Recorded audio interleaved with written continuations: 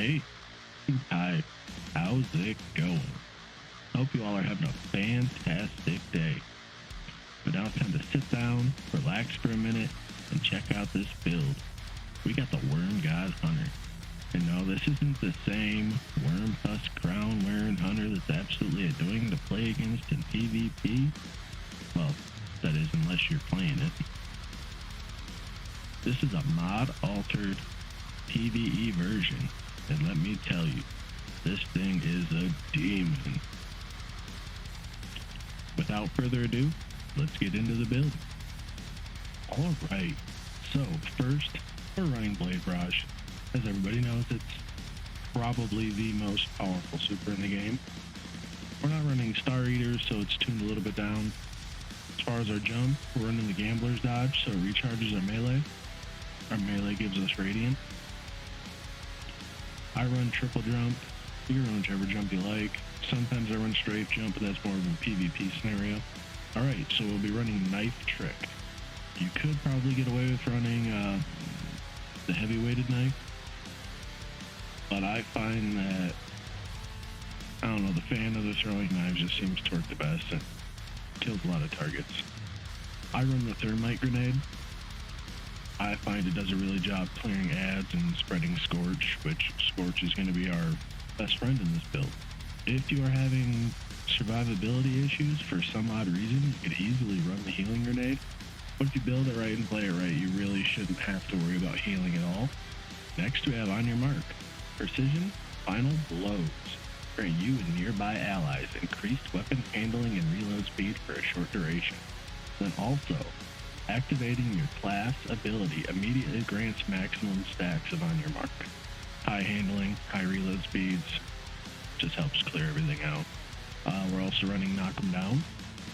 Your solar supers are enhanced. Golden Gun Deadshot has increased duration. Golden Gun Marksman has increased damage resistance and duration. Blade Barrage launches more projectiles. More damage for your Blade Barrage. Can't really complain about that. Additionally, while Radiant, Final Blows with your equipped throwing knife refund your melee ability or melee energy. So that's kind of going to be very critical in some situations where, say, you're running something and you want to match burn, so you're not running your solar weapon. One, it's going to keep your Radiant. Two, every time you kill with it, it's going to keep coming back. So you kind of can keep up infinite Radiant that way, as long as you get a kill every 8 seconds. On to the fragments. Our first one is Ember of Torches. Powered melee attacks against combatants make you and nearby allies radiant. This one's kind of crucial. It's basically you're going to keep a constant uptime of a 25% damage buff. Up next, we have Ember of Syria. Defeating scorched targets grants melee energy, also helping keep that melee up, keep you radiant. Then next we have Ember of Imperium. Solar weapon or ability Final Blows. Extend the duration of restoration and radiant effects applied to you. I choose this one over, I believe it's Solace. Yeah, where it just extends your duration of radiant and restoration.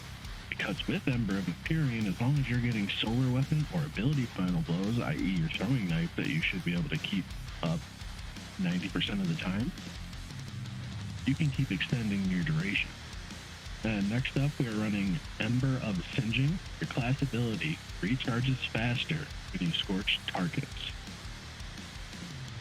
So scorching as many things as possible is very critical with this build. You'll see what later why when we get to the gear. But just remember, keep things scorched, keep that class ability. As much uptime as you have on that, the more unstoppable you're going to be. And lastly, we are running Ember of Char. Your solar ignition spreads Scorch to affected targets. So as you're igniting your enemies and spreading more Scorch, your class ability is recharging faster.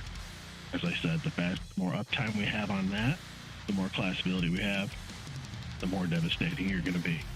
Now let's get into the gear.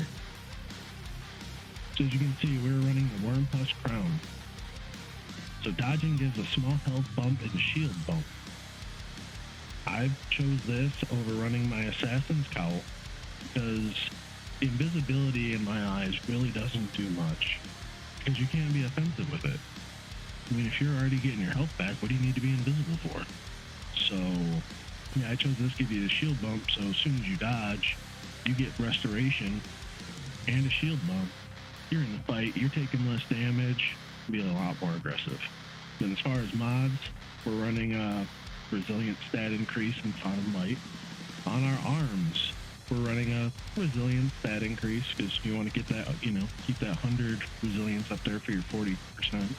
And we're running anti-barrier pulse and overload autos because the legendary master lost sector today, those were the champions we're facing. With elemental armaments have a chance to spawn solar wells on weapon kills that match your subclass. On our chest, we're running the resilience and powerful friends with the arc damage bonus so that it activates powerful friends, giving us a plus 20 to our mobility. Keeping our mobility as high as possible refreshes that class ability or classy restoration. Alright, onto the legs. We're running a mobility stat increase, give us that mobility, keep that classy restoration coming. We're also running recuperation and innervation. So every time we pick up an orb of light, we are gaining health and grenade energy. Helps with survivability. Grenades help keeping scorched, so the more uptime we have on that, the better. And then we also have Well of Life, so when we pick up our solar wells that we're dropping from our elemental armaments, we're also gaining more life, increasing our survivability, making us even that more tanky. And onto our class item. We are running Resilient Stat Increase, the utility kickstart to give us that little jump towards our classy restoration dodge ability. And we're running Classy Restoration, which gives you restoration when you use your class ability, giving you massive health bonuses. Now over to the weapons. Obviously we're running a pulse because, anti-barrier champions and all. We're running the Callus mini tool, matches our subclass, Brave Robber Incandescent, and matches the Overload champions. And we're actually running a Royal Entry, just for the Void Burn. But basically on your weapons, you can run anything that you're really comfortable with running, but I really would recommend running a solar weapon, because those solar wells with the Well of Life helps out a ton. So yeah, that's my build in a nutshell. And if you haven't ran it or something similar to it, I suggest you give it a whirl. Throw that crown on your head, crown yourself the king, because you're going to own everything that you go up against. So if you like the build of the video, a like, subscribe, and share would be greatly appreciated. Thanks. Peace.